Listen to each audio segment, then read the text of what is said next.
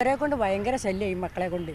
ഒന്ന് മക്കളാണ്, പക്ഷേ ഈ റമളാൻ മാസത്തിലൊക്കെ ഇവർ ഭക്ഷണമൊക്കെ ആയിട്ട് വരുമ്പോൾ അവരിൽ നിന്ന് തട്ടിപ്പറിച്ച് കൊണ്ടുപോയ ജ്യൂസ് ഭക്ഷണമൊക്കെ അവരവിടെ വെച്ചിട്ട് കുറച്ച് നേരം നടക്കാൻ എന്തെങ്കിലും അപ്പാടെ എടുത്തിടും. പിന്നെ ഓരോ ടീം ഇങ്ങനെ കേക്കൊക്കെ മുറിക്കുമ്പോൾ അത് വന്നൊരു തട്ടിപ്പറിക്കും.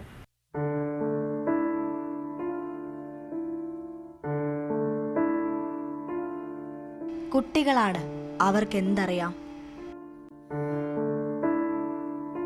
തെരുവിൽ ജനിച്ചു വളർന്നതിന്റെ പേരിൽ പഴി കേൾക്കേണ്ടവരാണോ ഇവർ? ഇവർക്കും ജീവിക്കണ്ടേ?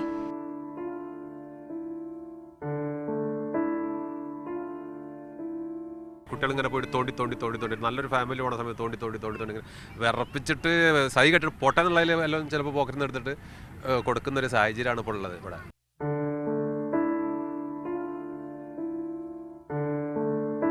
അങ്ങനെ എല്ലാവരുടെ അടുത്തു നിന്നും കിട്ടിക്കോളണമെന്നില്ല.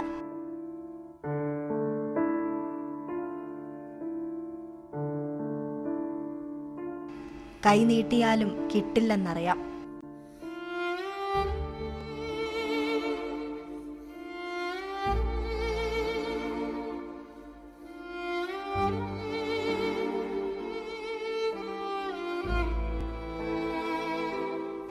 കുഞ്ഞു മനസ്സല്ലേ, കളിപ്പാട്ടങ്ങൾ കാണുമ്പോൾ ആഗ്രഹിക്കാതിരിക്കുന്നത് എങ്ങനെയാണ്?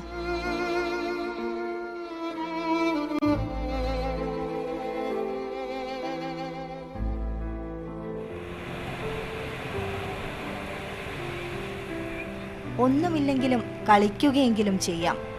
അതിനും അനുവദിക്കില്ല അമ്മ. കച്ചവടം ചെയ്യേണ്ടതല്ലേ. ആ കുട്ടീനെ തല്ലിന് എല്ലാം ഭയങ്കര സങ്കടം. നമുക്കും ഉണ്ട് 6 മക്കൾ. ഇവരെ അടിക്കുമ്പോൾ നമുക്ക് ഭയങ്കര വിഷമം. ഞാനിവിടുന്ന് പോകുമ്പോൾ 10-11 മണിയൊക്കെ ആവും. ആ 11 മണി വരെ ഈ കുട്ടികൾ ഇട്ടാപ്പൊട്ടി വിൽക്കും, ബലൂണ് വിൽക്കും.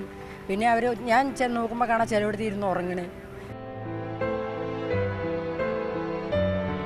ഈ സന്ധ്യാമയക്കം ഉണർന്നിട്ട് വേണം ചേട്ടന്മാരെ പോലെ ഭിക്ഷാടനത്തിനിറങ്ങാൻ.